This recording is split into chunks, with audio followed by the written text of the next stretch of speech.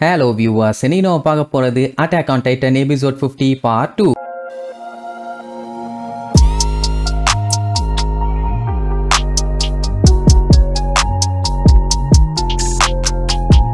Open பண்ணா போன episode நம்ம பையன் டைட்டனா மாறினா பாத்தீங்களா, மாறின அடுத்த செகண்ட் அப்படியே அவனோட ஹார்டனிங் பவரை யூஸ் பண்ணி அந்த கேட்டை அடுத்த செகண்டே அவன் பவரை யூஸ் பண்ணி லாக் பண்ணிட்டான். சோ அவுட் சைட் த வால லாக் பண்ணியாச்சு.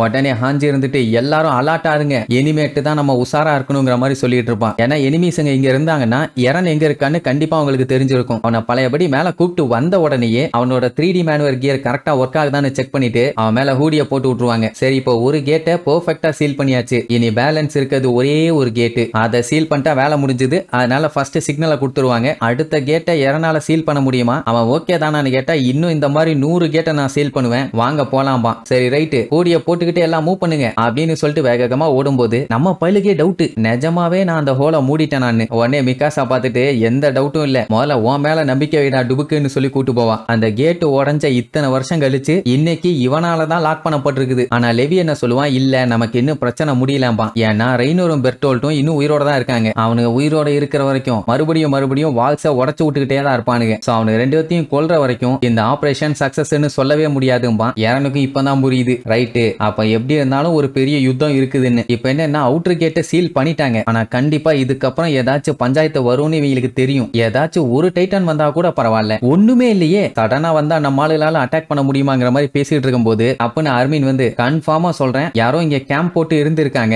நெருப்பு வச்சதுக்கான தடயமும் இருக்குது. அது மட்டும் இல்லாம அவங்க பாத்திரத்தெல்லாம் யூஸ் பண்ணிட்டு வாளுக்கு பக்கத்துல தான் தள்ளி விட்டுருக்கானுங்க. 3 கப்பையும் பார்த்திருக்கான். பிளாக் லிக்விட்ல என்னத்தையோ குடிச்சிருக்கானுங்க, அது சில்லுன்னு இருக்குது. அப்போ 3 பேர் இருந்திருக்காங்கன்னு சொல்லுவானா, அவ்வளவுதான் தூக்கி வாரி போடும். சரின்ட்டு எர்வின் அந்த மெட்டல் பார்ட் வந்து கூலிங்கா இருந்துச்சான்னு கேட்பான். ஆமாம்பானா. உடனே இன்னும் பீதியாகும். அதுல என்னடா பீதின்னு கேட்டா, இவங்க ஹார்ஸ்ல ஃபுல் ஸ்பீட்ல வந்தாங்க. வர 3D மேனுவர் கியரை யூஸ் பண்ணி வால்ஸ்ல ஜம்ப் பண்ணி வேகமா உள்ள வந்தாங்க. இங்க இருந்து பார்த்திருந்தா கூட அவங்க ரியாக்ட் பண்ண அட்லீஸ்ட் ஒரு 2 நிமிஷமாச்சும் ஆயிருக்கும். அந்த இரும்பு பாட்டெல்லாம் அதுக்குள்ள கூலிங்காக வாய்ப்பே இல்ல. இவங்க வர்றாங்கன்னு ஒரு 5 நிமிஷத்துக்கு முன்னாடியே தெரிஞ்சிருந்தா வேணா இந்த மாதிரி ஆயிருக்க வாய்ப்பு இருக்குது. அப்படின்னா அவங்களுக்கு இவங்க வர்றாங்கன்னு இதுக்கு முன்னாடியே தெரிஞ்சிருக்குது. சோ டைம் நிறைய கிடைச்ச உடனே பக்காவா அவங்களும் ப்ரிப்பேர் ஆயிருக்கானுங்க. அப்படின்னா இவங்க இருக்க இடத்துல நிறைய எனிமீஸ் கூட மறைஞ்சிருக்க வாய்ப்பு இருக்குது. உடனே எர்மின், இனிமேட்டு நம்மளோட ஃபர்ஸ்ட் பிரையாரிட்டி எனிமீஸ் எங்க இருக்காங்கன்னு லொகேட் பண்ணி ஆகணும். அதனால இந்த பொறுப்பை எர்வின் அர்மின்ட்ட கொடுப்பான். ஏன்னா பையன் ஆல்ரெடி ஏகப்பட்ட டிசாஸ்டர்ல இருந்து இவங்க எல்லாத்தையுமே காப்பாத்திருக்கான். எல்லாம் நம்ம பையலோட பெர்ஃபெக்ட்டான திங்கிங் தான். சோ இப்பவும் உன்னோட ஹெல்ப் எங்களுக்கு தேவைன்ன உடனே கமாண்டரே எங்கிட்ட ஹெல்ப் கேட்கறாரான்னு பயலுக்கு அப்படி ஒரு சந்தோஷம். உனக்கு எவ்வளவு சோல்ஜர்ஸ் வேணாலும் யூஸ் பண்ணிக்க, இன்னர் கேட்ல எங்கெங்கெல்லாம் எனிமீஸ் இருக்காங்கன்னு எப்படியாச்சும் கண்டுபிடி. அங்க சுத்தி நின்னுட்டு இருந்த ஆளுங்க எல்லாத்தையுமே கூப்பிட்டு அர்மினை இன்சார்ஜா போட்டு நீயே ஹேண்டில் பண்ணுன்னு விட்டுருவாரு. அவனுக்கு வேர்த்து ஊர்த்தும். பின்ன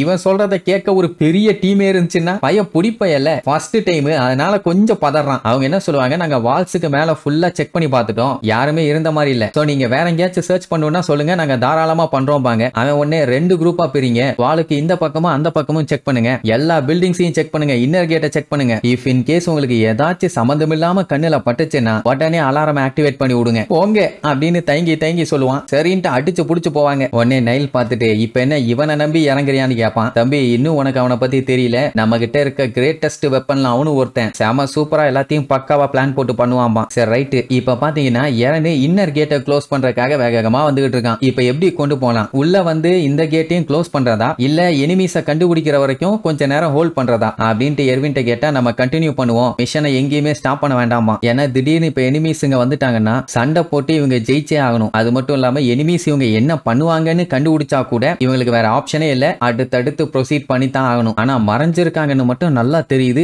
என்ன பண்ண போறாங்கன்னு தெரியல. இங்க அர்மின் பயங்கரமா யோசிச்சுட்டு இருப்பான். இப்ப எரனு வெளியில இருக்க கேட்டை சீல் பண்ணிட்டு உள்ள இருக்க கேட்டை சீல் பண்ண வந்துகிட்டு இருக்கான். எனிமீஸ் எங்க இருக்காங்கன்னு இவங்களுக்கு தெரியல, ஆனா கன்ஃபார்மா இருக்காங்க. ஒரு ஹோலை சீல் பண்ணும் போதே எரன் எங்க இருக்கான்னு தெரிஞ்சிருக்கும். அப்போ உடனே அவங்க வந்து அட்டாக் பண்ணிருக்கலாம்ல, ஏன் அவங்க அட்டாக் பண்ணல? அது மட்டும் இல்லாம அங்க சோல்ஜர்ஸ் எல்லாம் கண்ணா பின்னான்னு வீடுக்குள்ள பூந்து செக் பண்ணிட்டு இருக்காங்க, எங்கேயுமே யாருமே இருந்த மாதிரி இல்ல. உடனே அர்மினுக்கு அப்படியே பிரஷர் கிரியேட் ஆகும். ஐயோ நான் இப்ப என்ன பண்ணுவேன், இப்ப மட்டும் கரெக்டா எனிமீஸ் எங்க இருக்காங்கன்னு கண்டுபிடிக்கலன்னா எல்லாமே முடிஞ்சு போயிருமே, நமக்கு அடுத்த சான்ஸ்னு ஒண்ணு கிடைக்கவே கிடைக்காது. வேற ஏதாச்சும் ஆங்கிள் யோசிக்கணும். ஆனா டைட்டன்ஸை பத்தி நமக்கு முழுசா தெரியாதேன்னு யோசிக்கும் போதான் பயலுக்கு டப்புன்னு ஒரு விஷயம் ஸ்ட்ரைக் ஆகும். இதுக்கு முன்னாடி செவுத்துக்குள்ள டைட்டனோட மூஞ்ச பார்த்தாங்கல்ல, அதை யோசிச்ச யோசிச்சு பார்த்துட்டு எல்லாத்துக்குமே சிக்னல் கொடுத்து மறுபடியும் வர சொல்லுவான். அவங்க உடனே வந்து நாங்க எல்லா இடமும் செக் பண்ணிட்டோம், ஒளியறதுக்கெல்லாம் இடமே இல்ல, இங்க எனிமீஸ் இல்லங்கிற மாதிரி சொல்லுவாங்க. உடனே நம்மால அவங்க வேற எங்கேயும் இல்ல, செவுத்துக்குள்ள இருக்காங்கம்பா. இது எர்வினுக்கே ஷாக் ஆகும். அவன் சொல்றதும் கரெக்ட் தானே. ஏன்னா அவங்க நினைச்சாங்கன்னா இந்த செவுத்துக்குள்ள எவ்வளவு பெரிய ஹோல் வேணாலும் போட்டு அதுக்குள்ள ஒரு கேம்ப் போட்டு கூட உட்காந்துக்கலாம். அப்படின்னா இதை எப்படி நீங்க சொல்றீங்க, அதுக்கெல்லாம் பாசிபிளே இல்லங்கிற மாதிரி சொல்லுவானுங்க. உடனே அவன் இருந்துட்டு